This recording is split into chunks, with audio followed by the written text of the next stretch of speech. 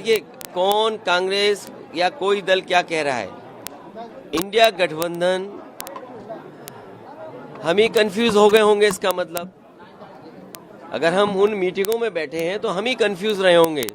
इसीलिए जिस व्यक्ति के बारे में आप बात कर रहे हैं, मुझे नहीं पता कि कांग्रेस पार्टी का कौन व्यक्ति इस तरह की बात कर रहा है।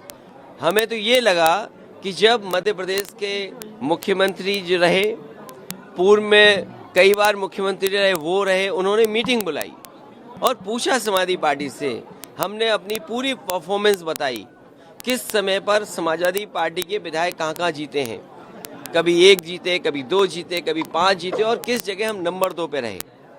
पूरी चर्चा हुई और रात भर 1 बजे तक समाजवादी पार्टी के नेताओं को जगाया उन्होंने और बातचीत की, पूरे आंकड़े देखे और आश्वासन दिया कि हम 6 सीटों पर विचार करेंगे।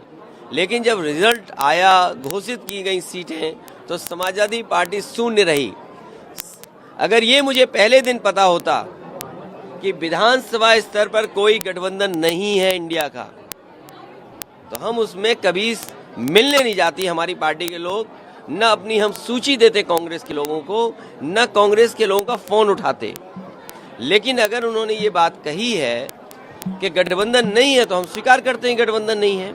और गठबंधन अगर केवल उत्तर प्रदेश में केंद्र के लिए होगा तो उस समय विचार किया जाएगा और जैसा व्यवहार होगा समाजवादी पार्टी के साथ, वैसा ही व्यवहार उनको देखने को मिलेगा यहाँ पर। सर, उन्होंने कहा कि हमने घोसी में समर्थन किया और ऐसा रहा। किस नेता के बारे में बात कर रहे हो आप? ये कांग्रेस के कौन नेता है? उनके प्रदेश अध्यक्ष कह रहे हैं। देखिए, प्रदेश अध्यक्ष की कोई हैसियत नहीं है, न वो पटना की मीटिंग में थे, न वो जाकर के मुंबई की मीटिंग में थे। इंडिया के बारे में क्या जानते हैं वो गठबंधन के बारे में?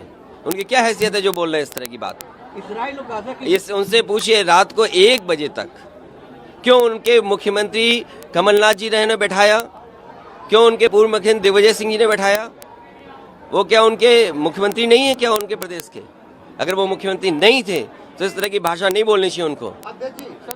और इसका मतलब ये हुआ कि आप दूसरे दलों को बेवकूफ बना रहे हैं आप बैठा करके। क्या गठबंधन का क्या मतलब? ये बीजेपी से मिले हुए लोग हैं, ये कांग्रेस के लोग बीजेपी से मिले हुए लोग हैं। तो आगे की अभी क्या रणनीति? ये जो बीजेपी से मिले हुए, देखिए, अगर मुझे पता होता कि गठबंधन प्रदेश स्तर पे नहीं है तो मैं समाजवादी पार्टी के नेताओं को दिग्विजय सिंह जी के पास नहीं भेजता।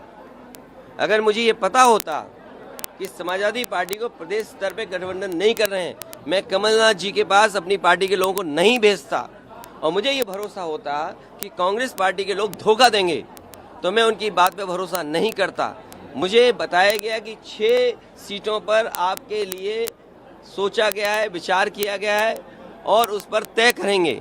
सिटिंग एमएलए की जगह आप सीट दे दोगे आप और उम्मीद करोगे कि मैं आपके बारे में सच बोलूं। और जो बात बोलनी है उनको, मैं आपके माध्यम से कांग्रेस पार्टी को कहना चाहता हूं, अपने चिरकुट नेताओं से हमारी पार्टी के बारे में न बुलवाएं। सर, तो अभी आगे का क्या रहेगा? मतलब ये आगे कंटिन्यू रहेगा? अब आगे का देखा जाएगा, क्योंकि हमें अगर ये जानकारी मिल रही है कि गठबंधन केवल दिल्ली के स्तर पे, तो ठीक है, दिल्ली के स्तर पे जब बात होगी तो की जाएगी। एमपी सीटों पे अगर बात की जाएगी तब देखा जाएगा।